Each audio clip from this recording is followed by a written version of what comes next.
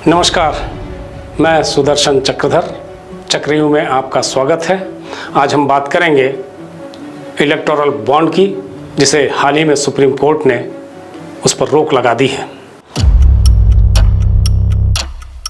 2024 के आम चुनाव से ठीक पहले सुप्रीम कोर्ट ने मोदी मार्का चुनावी बॉन्ड की स्कीम का मानो बैंड ही बजा दिया है। हालांकि कोर्ट का फैसला देर से आया है, लेकिन दुरुस्त आया है और ठोक बजा कर आया है। इससे बीजेपी को जोर का झटका लगा है। दरअसल ये इलेक्टोरल बॉन्ड चंद राजनीतिक दलों के लिए अनैतिक तरीके से कमाई का जरिया बन गए थे। इसका सबसे ज़्यादा फायदा सत्तारूढ़ दल भाजपा को ही मिला, लेकिन बाकी दलों ने भी इस बॉन्ड के जरिए चुनावी चंदे की गंगा में डुबकी लगाने से कोई परहेज नहीं किया। यदि विपक्षी दल इस बॉन्ड रूपी चंदे का बहिष्कार करते तो बात कुछ और होती, किंतु सभी राजदलों ने खाई बॉन्ड की मलाई और निकले चोर चोर मौसेरे भाई। इस बॉन्ड के जरिए किसी को कम, किसी को ज़्यादा चंदा मिला। दुर्भाग्य यह कि इस अवैध बॉन्ड को असंवैधानिक घोषित करने में पूरे 6 साल लग गए। इस अवधि में जिसको जितना कमाना था उसने उतना कमा लिया।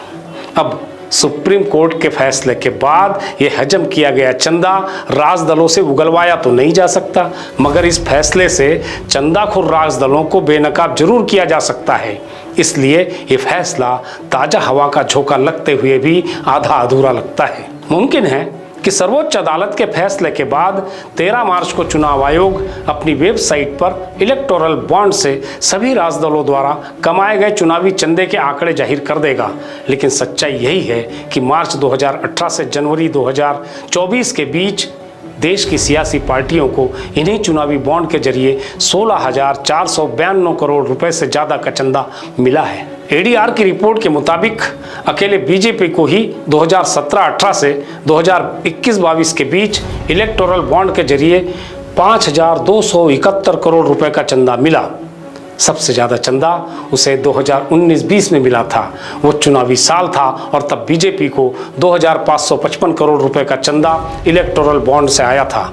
हालांकि अदालत का फैसला आने से पहले ही सत्तारूढ़ दल अपना खेला कर चुका था। इसी वजह से 2024 का चुनाव भी इतना महंगा होगा कि कांग्रेस समेत कोई दूसरा दल भाजपा के मुकाबले खड़ा ही नहीं हो पाएगा।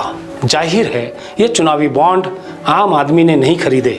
इन्हें उन औद्योगिक घरानों और उनकी कंपनियों ने खरीदा जिनके इशारे पर सरकार कठपुतली की तरह नाचती दिखाई देती है।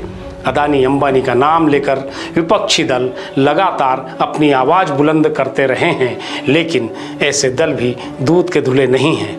बेशक इस काले चंदे से सत्तारूढ़ दल ने अपनी पार्टी संगठन को और मजबूत किया। देश के आधे से ज़्यादा जिलों में पार्टी के 5 स्टार ऑफिस बनाए, लेकिन किसी ने चूं तक नहीं की, बल्कि रामनामी ओढ़कर जनता को चूना लगाने वालों को जनता का समर्थन मिला।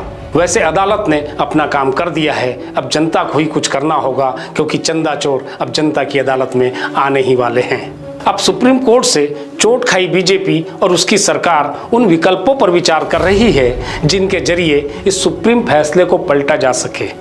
वह इस फैसले के खिलाफ जनहित याचिका भी दायर कर सकती है, या फिर संसद सत्र नहीं होने की स्थिति में अध्यादेश लाकर भी इस फैसले को पलट सकती है, क्योंकि दिल्ली में ट्रांसफ़र और नियुक्ति को लेकर ऐसा ही कुछ किया गया था और चुनाव आयोग के सदस्यों की नियुक्ति को लेकर भी एक नया मैकेनिज्म तैयार करने वाले बिल को पास किया ही गया था। यानी सरकार के पास पार्टी को कमाई देने वाले रास्ते बहुत है। इसलिए रहिए होशियार और करिए इंतजार, क्योंकि आने वाले समय में सुप्रीम फैसला भी हो जाएगा तार तार। जय हो मोदी सरकार। आज के चक्रव्यूह में बस इतना ही। अगली बार किसी नए मुद्दे पर करेंगे विचार। नमस्कार।